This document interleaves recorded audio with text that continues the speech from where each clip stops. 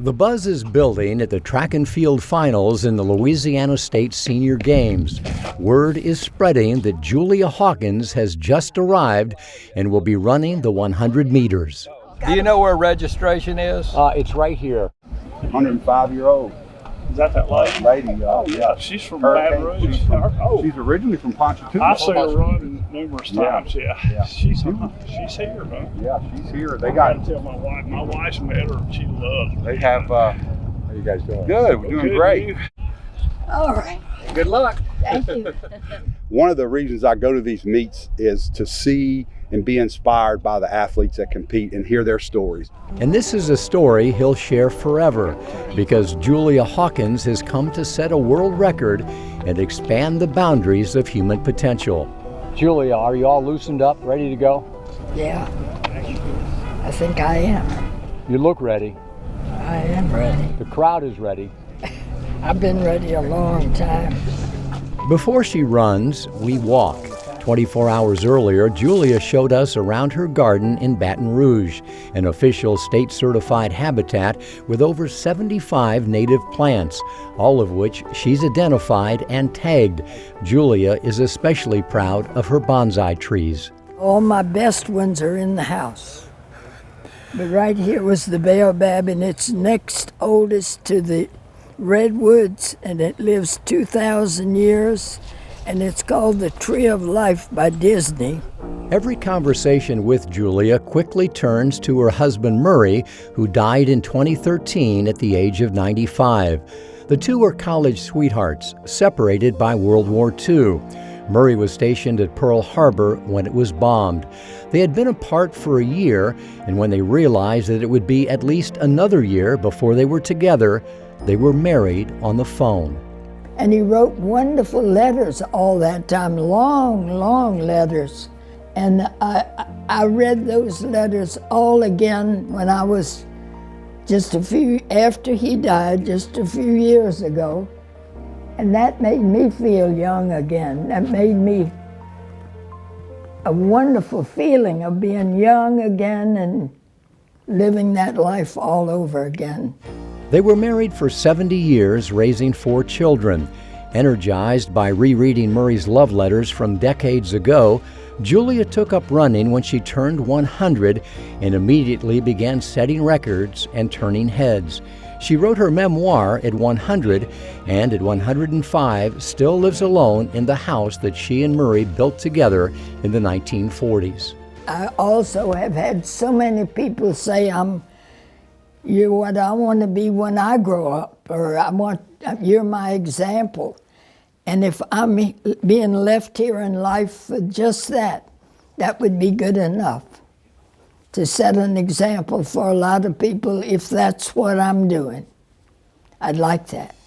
I believe when you get older, you should have magic moments and passions, because older people have to have something to look forward to, something to be ready for, something to care about. And I do care about a lot of things. I care about flowers and birds and sunrises and sunsets, and I've seen so many wonderful things in my life. And she's not done yet. Back on the track, she's ready for another magical moment. Jason, Miss Julia Hawkins is 46:35.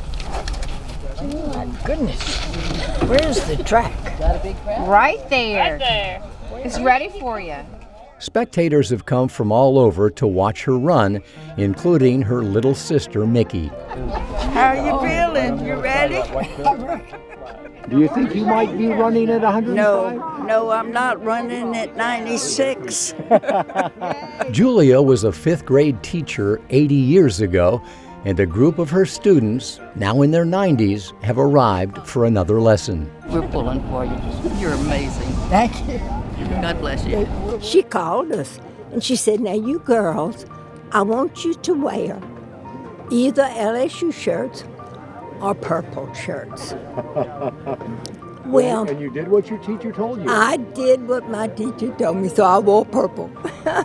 Lonnie Williams, you remember me? Who? Lonnie Williams? Yeah. Right across the river from John and Shirley. She taught my husband in the 5th grade.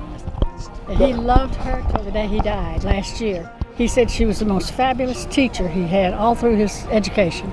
She was my 5th grade Girl Scout leader. I was not fortunate to be in her 5th grade class.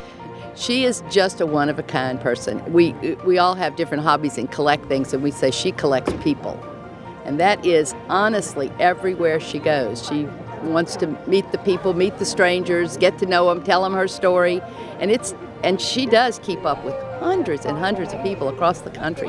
That's a remarkable ability to interact with other people in such a loving, outgoing way. Louisiana's lieutenant governor arrives with a proclamation honoring Julia for her inspiration, and even he wants a selfie. It's something to get used to have your mom being a media star everywhere she goes. Younger women especially admire her grit and determination. Thank you. Good luck today. You go, girl. Break your leg. Actually, with gusting winds, that is a real concern. Her biggest concern is falling. And with her eyesight so poor, it would be pretty easy to trip and fall. So I think that's what scares her. You know, keeping your balance is hard when you're 105. Just standing still is hard. But Julia didn't come to stand still. She's here to become the oldest woman to ever compete in a sanctioned track and field event. She's ready to run, and so are those who've come to witness history. Yay! Come on, let's get this show on the road. On your marks. Set. All right, here we go, here we go.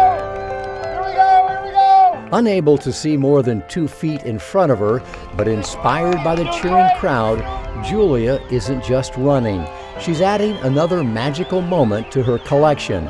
It took her 105 years to get here, to this moment, and just over 62 seconds to get the job done. The wind was bad, it was cold, and all those things, but I still wanted to do it. And I had a lot of friends going to be here today. Students I taught from 3 different classes are here today. And I wanted them to feel that their teacher did well. Some of these people have come from a long way, and I appreciate them making the effort to come. And I like to please people, and this is one way to do it. When you get to be 105, you know you have fewer tomorrows than yesterdays. Does that weigh heavily on your mind? No, not a bit. I'm ready to go. I want to go to my husband, where he's out there somewhere.